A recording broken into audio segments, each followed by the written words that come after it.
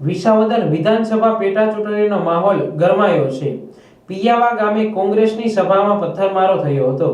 કોંગ્રેસ દ્વારા કોળી ઠાકોર સમાજના સંમેલનનું આયોજન કરાયું હતું, જેમાં કોંગ્રેસના એક્સ એમએલએ અને 2000 લોકો હાજર હતા। કોળી ઠાકોર સમાજના પ્રમુખ જયેશ ઠાકોરની ગાડીનો કાચ તોડી નાખ્યો હતો।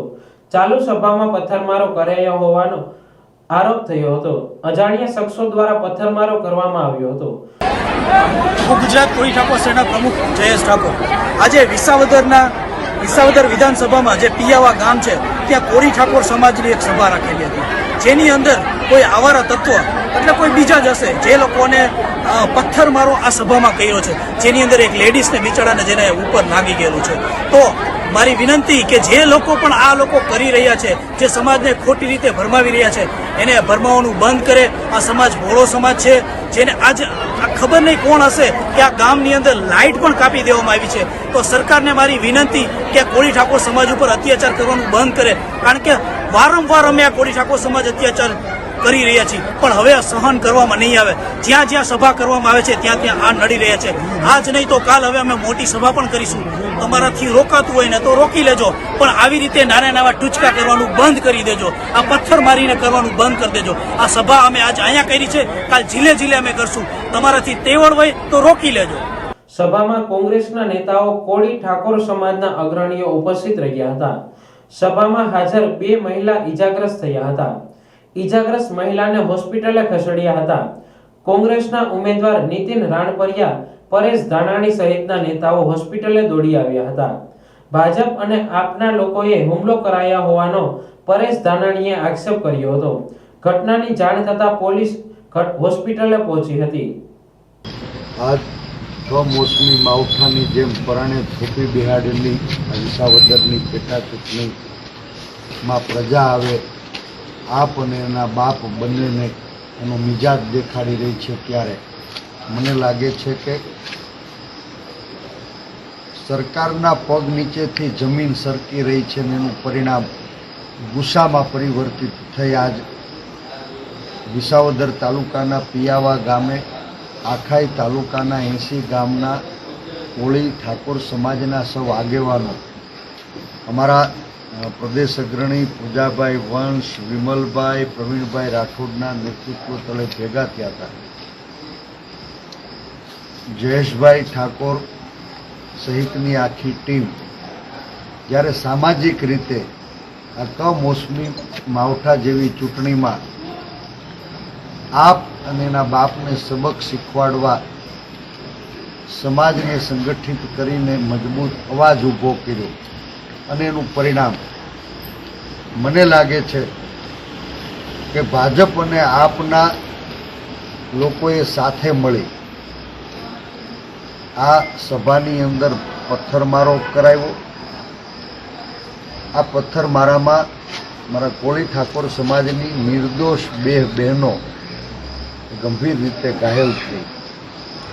એક બેન આજે પણ વિસાવદર સબ ડિસ્ટ્રિક્ટ હોસ્પિટલમાં સારવાર હેઠળ છે।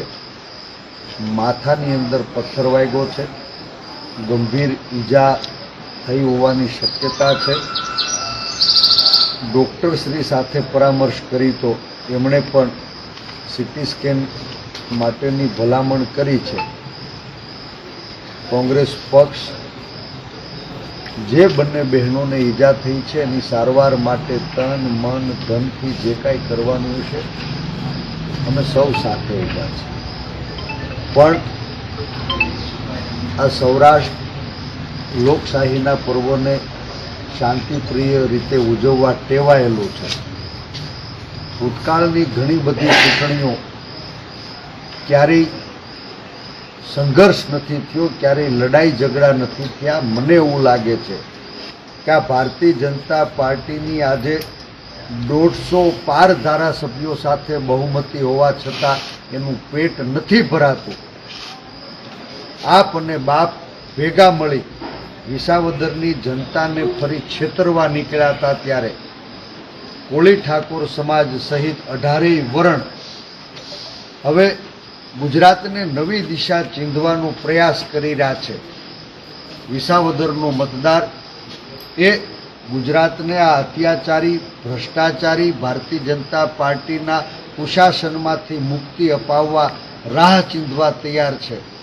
અને ત્યારે આવા ઈરાદાપૂર્વક શાંતિમય કાર્યક્રમની વચ્ચે શાંત પાણીમાં પથરા ફેંકવાનું પાપ કરી રહ્યા છે. માફ કરજો, હું કહેવા માંગુ છું, અમે ગાંધી અને સરદારના વારસ છીએ. બાબા સાહેબે ઘડેલા સંવિધાનનું સન્માન કરી 18 વર્ણના અધિકારની લડાઈ લડી રહ્યા છીએ. આ લડાઈ સત્તા મેળવવાની નથી. આ લડાઈ બાબા સાહેબના સંવિધાનનું રક્ષણ કરવાની છે. સરદાર સાહેબના સ્વાભિમાનને આગળ ધપાવવાની છે.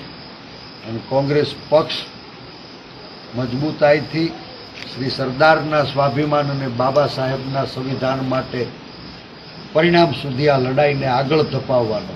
ખબરદાર, આપ અને ના બાપને આજ વિસાવદરના પાદરમાંથી ચેલેન્જ ફેંકીએ છીએ કે તમે જે તરકટ રેચ્યું હતું એ ખુલ્લું પડી રહ્યું છે, ત્યારે નાના સમાજને, નાના લોકોને ડરાવવા માટે, ધમકાવવા માટેનો પ્રયાસ કર્યો તો જોવા જેવી થશે.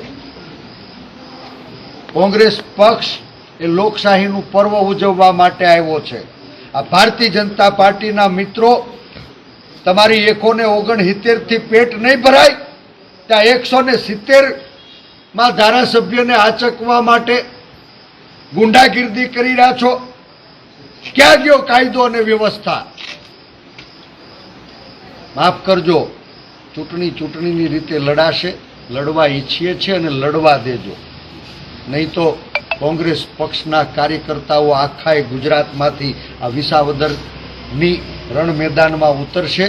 294 બૂથ ઉપર કોંગ્રેસ પક્ષનો કાર્યકર્તા 18 વરણ એની ઢાલ બનશે અને એ પ્રજાનો અવાજ મતપેટીમાં પૂરાશે. અને સંપૂર્ણ વિશ્વાસ છે કે તમે ગમે એવા શાંત પાણીમાં પથરા ફેંકો, પણ આ વિસાવદરની પેટા ચૂંટણીમાં આપ અને એના બાપ બેયને સાફ કરી અને ગુજરાતની ગાદીએ તિરંગો લહેરાવાનો પરિણામો પાયો નાખશે.